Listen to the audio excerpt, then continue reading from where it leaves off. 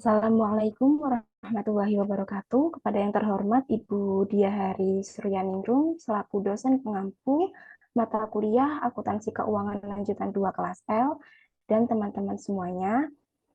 Pada kesempatan kali ini perkenankan anggota kelompok kami yaitu kami dari tim 3 untuk mempresentasikan terkait review artikel Foreign Exchange yang berjudul Apakah risiko negara dalam mata uang lokal dan asing itu berbeda oleh Marlene Amstad, Frank Packer, dan Jimmy Schick. Sebelum itu, perkenankan anggota kelompok kami untuk memperkenalkan diri terlebih dahulu. Saya sendiri Rizky Mauludi dengan NPM 023. Saya Miala Safira dengan NPM 018. Saya Anissa Dira dengan NPM 022. Saya Divana Oktavia Rizkita dari NPM 033. Saya Zalia Windy dengan NPM 046. Baik, langsung saja kita menuju materi yang pertama.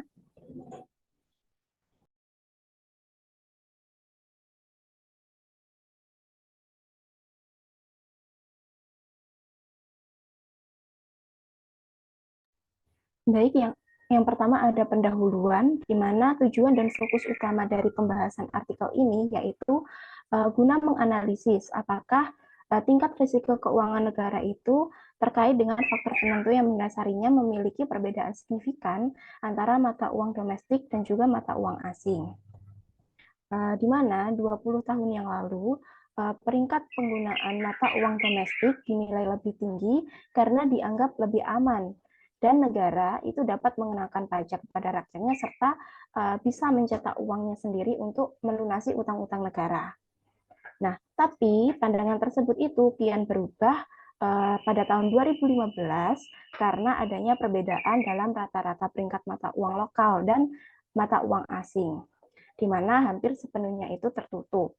Sebab adanya peningkatan pengakuan bahwa banyak negara yang melakukan default dalam mata uang lokal. Next slide. Kemudian hasil penelitian dari artikel ini itu menunjukkan bahwa terdapat peran lonjakan cadangan devisa selama 2 dekade terakhir dalam meningkatkan kelayakan kredit relatif utang mata uang asing.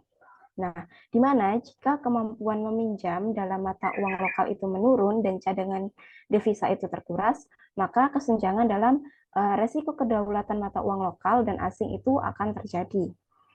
Adapun tujuan dari artikel ini yaitu untuk memberikan literatur terkait faktor-faktor yang mendasari perbedaan risiko kredit dalam mata uang lokal dan mata uang asing melalui 2 cara, yaitu yang pertama dengan mengembangkan sejumlah hipotesis penelitian dan cara yang kedua yaitu mendokumentasikan konvergensi risiko kedaulatan dalam mata uang lokal dan mata uang asing selama 20 tahun terakhir. Untuk selanjutnya akan dijelaskan oleh rekan saya. Apa yang mungkin memicu kesenjangan? Selanjutnya ini ada 5 variabel yang mempengaruhi kesenjangan. Yang pertama, ada hipotesis inflasi. Inflasi yang lebih tinggi menurunkan kelayakan kredit pemerintah untuk utang dalam negeri dibandingkan utang dalam mata uang asing sehingga meningkatkan kesenjangan. Untuk hipotesis 1B, inflasi yang lebih tinggi akan menurunkan kelayakan kredit negara untuk utang dalam mata uang domestik sehingga mengurangi kesenjangan. Inflasi ini mempengaruhi perbedaan antara utang dalam mata uang lokal dan asing. Alasan timbul kesenjangan itu karena negara mencetak lebih banyak mata uang asing, mata uang domestik. Untuk mengatasi timbul kesenjangan itu, hal ini dapat menghasilkan inflasi, yang pada gilirannya mengurangi nilai real uang utang tersebut. Selain tingkat variabel inflasi, memasukkan variabel ke dalam persamaan kesenjangan peringkat yang menginteraksikan tingkat inflasi dengan tingkat volatilitas. Pada spesifik suatu negara jika menemukan bahwa koefisien variabel interaksi positif dan signifikan itu mungkin menunjukkan bahwa inflasi memiliki dampak yang lebih besar pada kesenjangan peringkat ketika volatilitas falas suatu negara tinggi. Meskipun demikian, terdapat juga faktor penyeimbang yang menunjukkan adanya penurunan kesenjangan karena utang dalam mata uang lokal mungkin menjadi relatif lebih beresiko seiring dengan tingginya inflasi.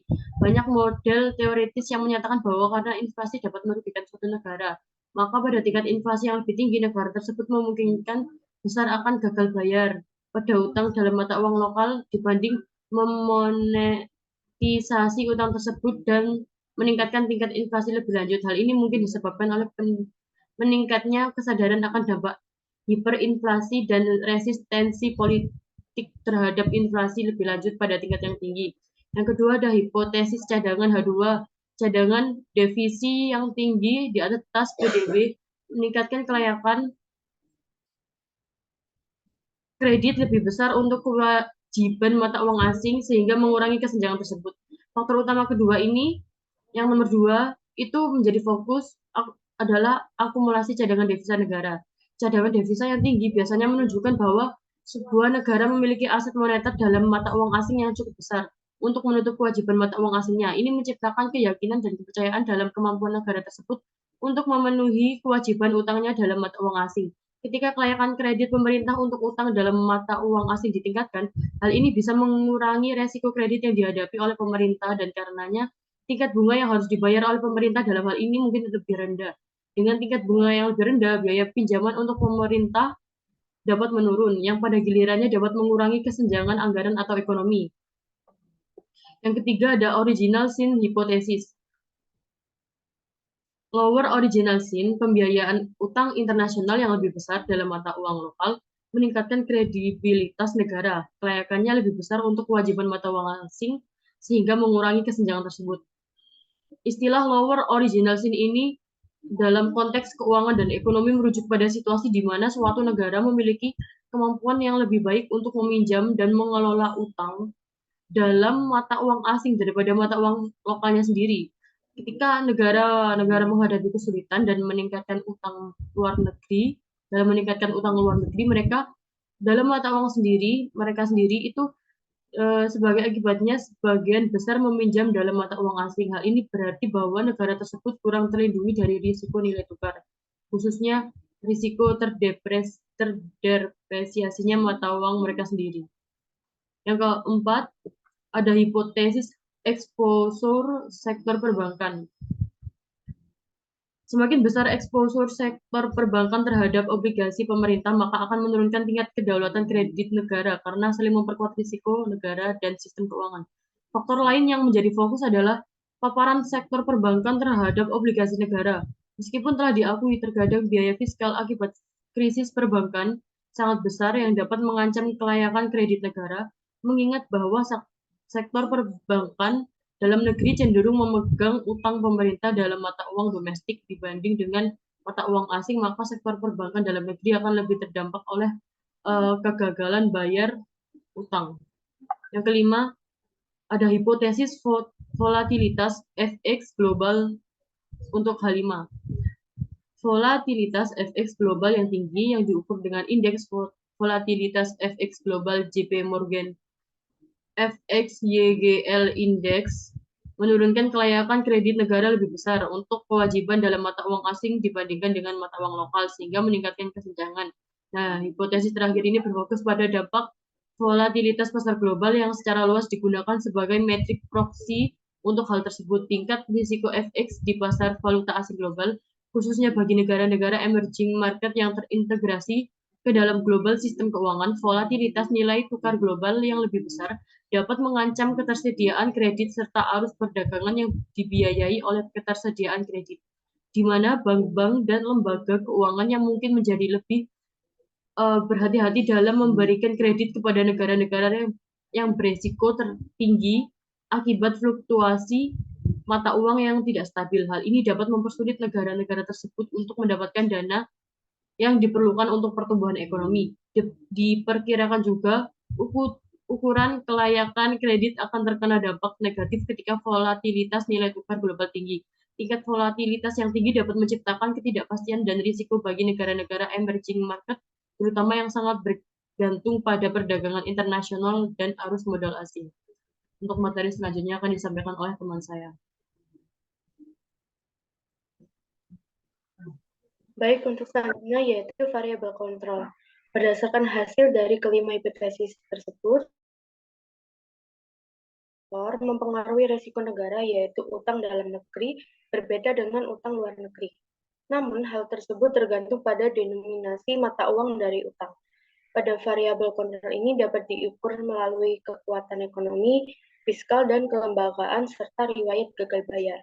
Hal tersebut mencakup blok PDB per kapita, utang publik atau PDB, bunga atau pendapatan, utang luar negeri jangka pendek terhadap PDB, rezim nilai tukar dan efektivitas pemerintah, serta volatilitas nilai tukar spesifik negara. Next slide.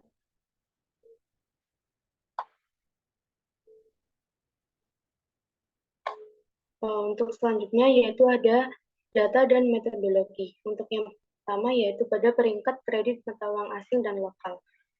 Nah, pada praktik yang dilakukan oleh investor dan regulator global dengan mengukur kelayakan kredit negara dalam mata uang asing dan lokal menggunakan peringkat kredit negara dari 3 lembaga pemeringkatan global, utama pada akhir tahun. Hal tersebut menggunakan peringkat akhir tahun karena kemungkinan besar mencerminkan perkembangan ekonomi pada tahun tersebut yang mana tercantum dalam data tahunan. Lalu ada berdasarkan regresi logistik. Peringkat rata-rata diperlukan sebagai variabel dependen, meskipun non-linearitas mungkin mencirikan hubungan tertentu antara indikator dan peringkat indikator regresi linear telah membuahkan hasil. Lalu adanya kesenjangan peringkat dengan menggunakan urutan trinomial, di mana itu sebagai uji sensitivitas binomial. Regresi logistik yang membedakan antara tidak ada gap kecil sampai gap besar. Namun sebagai uji sensitivitas, kesenjangan dihitung sebagai selisih antara nilai numerik peringkat mata uang lokal dan asing. Lalu menurut Flandorov PKK pada tahun 2011, peringkat negara dalam mata uang lokal merupakan produk yang relatif baru dari lembaga pemeringkatan pertama.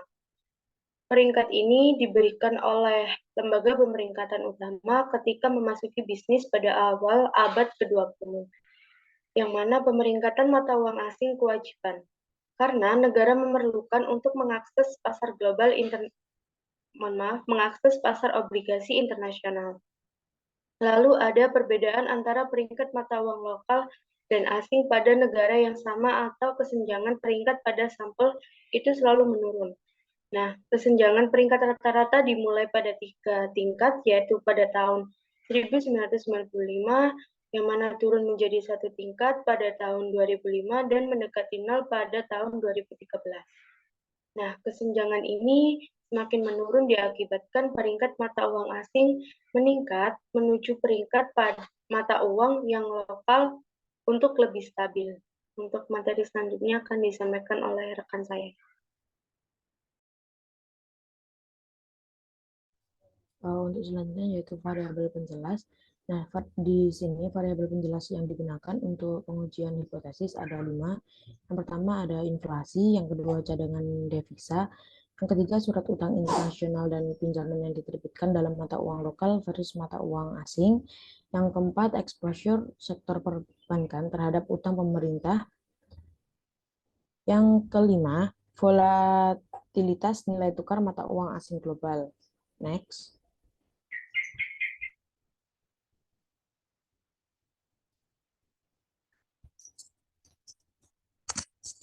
Selanjutnya ada metodologi. Terdapat 2 langkah metodologi pengujian hipotesis utama. Yang pertama, memperkirakan 2 regresi dari masing-masing peringkat mata uang asing dan lokal pada serangkaian variabel penjelas yang sama dan membandingkan tanda, ukuran, dan signifikansi dari kedua regresi tersebut dan koefisiensi yang terkait. Di sini, secara khusus peneliti menjalankan regresi logistik panel multinominal secara terpisah untuk peringkat mata uang asing dan lokal, di mana peneliti memperkirakan kemungkinan peringkat tersebut berada dalam salah satu dari 19 kategori. Selanjutnya, peneliti melakukan uji signifikansi statistik yang membandingkan tanda koefisiensi pada regresi peringkat mata uang lokal dan asing. Untuk langkah yang kedua yaitu peneliti memperhitungkan tingkat kesenjangan peringkat. Next. Nah, di sini ada hasil. Hasil difokuskan pada 3 pembahasan. Yang pertama, faktor pendorong risiko kedaulatan mata uang asing versus mata uang lokal. Yang kedua, memprediksi kesenjangan, dan pembahasan yang ketiga yaitu memperhitungkan penurunan kesenjangan. Next. Untuk pembahasan yang pertama, yaitu faktor pendorong risiko kedaulatan mata uang asing versus mata uang lokal. Di sini inflasi merupakan pendorong risiko kredit yang sangat signifikan dalam kedua regresi dan terdapat dampak yang lebih besar terhadap risiko kredit mata uang lokal. Tingkat inflasi yang tinggi memiliki dampak negatif terhadap kelayakan kredit dalam mata uang lokal bisa lebih besar karena meningkatnya biaya monetisasi sehingga meningkatkan insentif untuk gagal bayar utang dalam mata uang lokal. Untuk selanjutnya, cadangan devisa ini memiliki dampak positif yang signifikan dengan signifikansi ekonomi dan statistik yang lebih tinggi terhadap penilaian kelayakan kredit utang dalam mata uang asing. Sedangkan dampaknya terhadap utang dalam mata uang lokal itu tidak signifikan. Untuk surat utang internasional dan pinjaman yang diterbitkan dalam mata uang lokal versus mata uang asing, hal tersebut merupakan faktor yang menentukan kelayakan kredit negara, memiliki dampak yang tidak proporsional terhadap kewajiban mata uang asing. Next.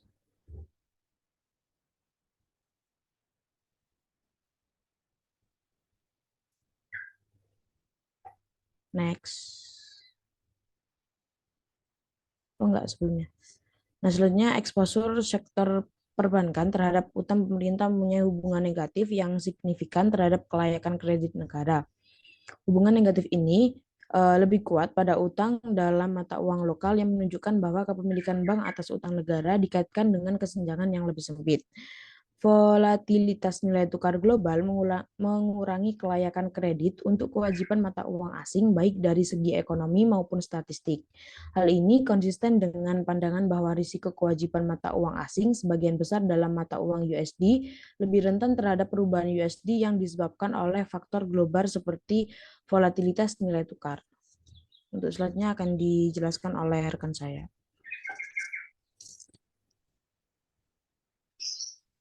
Next slide. Baik, selanjutnya ada memprediksi kesenjangan. Nah, memprediksi kesenjangan ini dilakukan dengan mengeksplorasi faktor-faktor yang menentukan perbedaan risiko kredit dari perspektif yang berbeda dan menanyakan apakah variabel penjelas yang sama yang diteliti sebelumnya mempengaruhi probabilitas dan besarnya kesenjangan dalam risiko negara dalam mata uang asing untuk negara manapun. Selanjutnya ada menghitung penurunan kesenjangan yang dilakukan dengan pencatatan bahwa kesenjangan antara tingkat negara dalam mata uang lokal dan asing yang dikeluarkan oleh lembaga pemerintah telah menurun selama 2 dekade terakhir. Cadangan devisa meningkat selama sampel, sementara untuk ketergantungan pada utang mata uang asing telah menurun. Dikombinasikan dengan tanda-tanda koefisien dalam regresi pemeringkatan, hal ini menunjukkan bahwa masing-masing variabel dapat menyebabkan penurunan kesenjangan selama periode sampel. Next slide.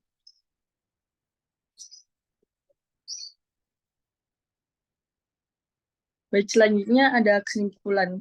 Jadi kesimpulan yang dapat disebutkan ini ada perbedaan risiko negara dalam mata uang lokal versus mata uang asing ini penting bagi investor dan regulator. Di mana lembaga-lembaga kredit utama ini terus mengurangi kesenjangan antara tingkat peringkat mata uang lokal dan mata uang asing dari waktu ke waktu di semua wilayah, dan implikasi terhadap hubungan kesenjangan terhadap variabel di tingkat negara yang dapat diamati inflasi, cadangan devisa, ketergantungan pada pasar utang mata uang asing, dan kepemilikan sektor perbankan atas utang pemerintah. Nah, berdasarkan dari analisis yang telah dilakukan terhadap panel yang terdiri dari 73 negara dengan peringkat EME antara tahun 1995 dan 2015, telah ditemukan beberapa dukungan terhadap hipotesis bahwa inflasi yang tinggi dapat meningkatkan kelayakan kredit relatif dari kewajiban mata uang lokal. Nah, namun hanya jika disertai dengan volatilitas yang tinggi pada nilai tukar negara tersebut. Di sisi lain, dalam kondisi di mana Bank sentral mungkin khawatir terhadap inflasi seperti ketika inflasi ini menyimpang dari target inflasi yang menyasar bank sentral. Nah, inflasi yang tinggi dapat menurunkan kelayakan kredit relatif utang dalam mata uang domestik karena meningkatnya kemauan untuk membayar utang dalam mata uang domestik. Untuk mengakomodasikan default, konsisten dengan bukti default yang ditemukan dalam penelitian, hal ini menunjukkan bahwa keinginan pemerintah untuk mengelembutkan utang lokal dapat dibatasi, dan bahwa inflasi yang lebih tinggi bahkan dapat mengurangi posisi relatif dari kewajiban mata uang lokal dalam kondisi yang tepat. Next slide. Baik, sekian presentasi dari kami. Saya kembalikan ke moderator. Baik, cukup sekian presentasi dari kelompok 3. Kurang lebihnya mohon maaf. Wassalamualaikum warahmatullahi wabarakatuh.